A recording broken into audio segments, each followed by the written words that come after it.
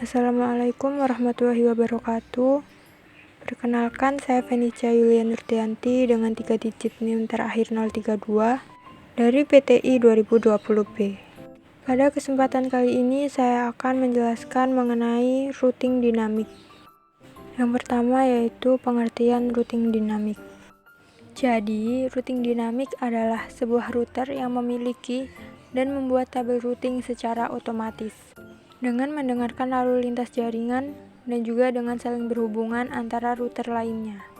Protokol routing mengatur router-router sehingga dapat berkomunikasi satu dengan yang lain dan saling memberikan informasi satu dengan yang lain, serta saling memberikan informasi routing yang dapat mengubah isi forwarding tabel tergantung dengan jaringannya. Dengan cara ini, router-router mengetahui keadaan jaringan yang terakhir dan mampu meneruskan data ke arah yang benar. Dengan kata lain, routing dinamik adalah proses pengisian data routing di tabel routing secara otomatis. Router dinamik mempelajari sendiri rute yang terbaik yang akan ditempuhnya untuk meneruskan paket dari sebuah network ke network lainnya. Administrator tidak menentukan rute yang harus ditempuh oleh paket-paket tersebut. Administrator hanya menentukan bagaimana cara router mempelajari paket dan kemudian router mempelajarinya sendiri. Rute pada dynamic router berubah sesuai dengan pelajaran yang didapatkan oleh router. Selanjutnya adalah kelebihan dan kekurangan dari routing dinamik. Kelebihan dari routing dinamik yaitu 1.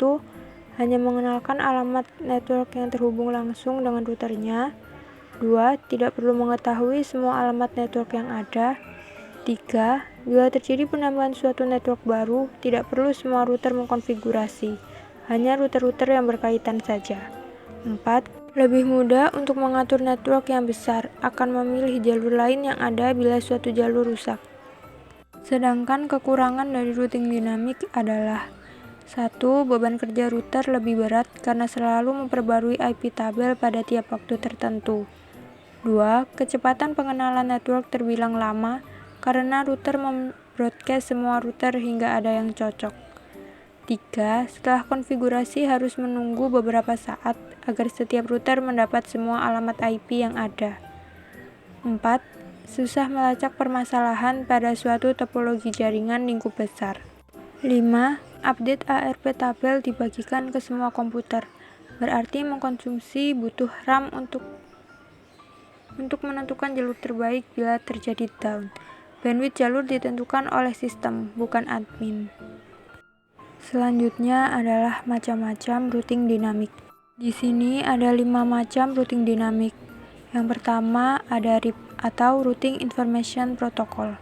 Lalu yang kedua ada IGRP atau Internal Gateway Routing Protocol. Yang ketiga ada OSPF atau Open Shortest Path First. Yang keempat ada EIGRP atau Enhanced Internal Gateway Routing Protocol, dan yang kelima adalah BGP atau Border Gateway Protocol. Selanjutnya adalah perbedaan antara routing statik dan routing dinamik. Perbedaan yang pertama, untuk routing statik berfungsi pada protokol IP, sedangkan routing dinamik berfungsi pada interrouting protokol. Yang kedua, routing statik tidak dapat membagi informasi routing, sedangkan router dinamik membagi informasi routing secara otomatis. Ketiga, pada routing statik, routing tabel dibuat dan dihapus secara manual, sedangkan pada routing dinamik, routing tabel dibuat dan dihapus secara otomatis. Yang keempat, routing statik tidak menggunakan routing protokol, sedangkan routing dinamik terdapat routing protokol seperti RIP atau OSPF. Dan yang kelima, pada routing statik, Microsoft mendukung multi-home system seperti router, sedangkan pada routing dinamik, Microsoft mendukung RIP untuk IP dan IPX atau SPX. Selanjutnya yang kelima, RIP, yaitu Routing Information Protocol. Jadi, RIP adalah sebuah protokol routing dinamik yang digunakan dalam jaringan LAN dan WAN. Oleh karena itu, protokol ini diklasifikasikan sebagai Interior Gateway Protocol. Protokol ini menggunakan algoritma Distance Vector Routing. Pertama kali didefinisikan dalam RFC 1058 pada tahun 1988. Protokol ini telah dikembangkan beberapa kali sehingga terciptalah RIP versi 2. Kedua versi ini masih digunakan sampai sekarang. Meskipun begitu, secara teknis mereka telah dianggap usang oleh teknik-teknik yang lebih maju, seperti OSPF. RIP juga telah diadaptasi untuk digunakan dalam jaringan IPv6 yang dikenal sebagai standar RIP Next Generation. Cara kerja RIP yang pertama, host mendengar pada alamat broadcast jika ada update routing dari gateway. Yang kedua, host akan memeriksa terlebih dahulu routing tabel lokal jika menerima update routing. Ketiga, jika rute belum ada, informasi segera dimasukkan ke routing tabel. Yang keempat, jika rute sudah ada, metrik yang terkecil akan diambil sebagai acuan. Yang keempat, rute melalui suatu gateway akan dihapus jika tidak ada update dari gateway tersebut dalam waktu tertentu. Dan yang keenam, khusus untuk gateway, RIP akan mengirimkan update routing pada alamat broadcast di setiap network yang terhubung. Selanjutnya, karakteristik Routing Information Protocol. Yang pertama, Distance Vector Routing Protocol. Yang kedua, hop count sebagai metrik untuk memilih rute. Yang ketiga, maksimum hop count 15, hop ke-16 dianggap unreachable. Yang keempat, secara default, routing update 30 detik sekali. Yang kelima, RIP versi 1 atau Classful Routing Protocol tidak mengirimkan subnet mask pada update. Yang keenam, sedangkan untuk RIP versi 2 atau Classless Routing Protocol mengirimkan subnet mask pada update 2. Berikutnya saya akan menunjukkan mengenai simulasi routing dinamik menggunakan software Cisco Packet Tracer.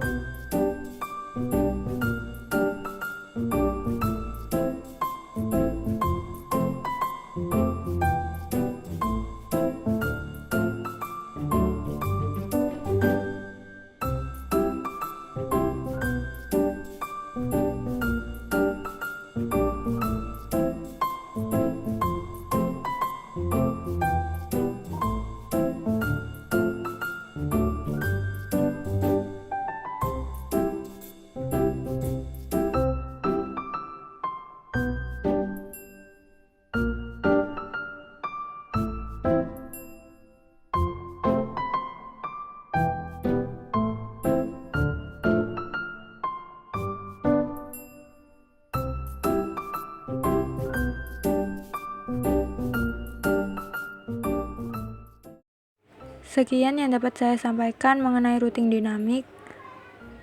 Semoga video ini dapat bermanfaat. Wassalamualaikum warahmatullahi wabarakatuh.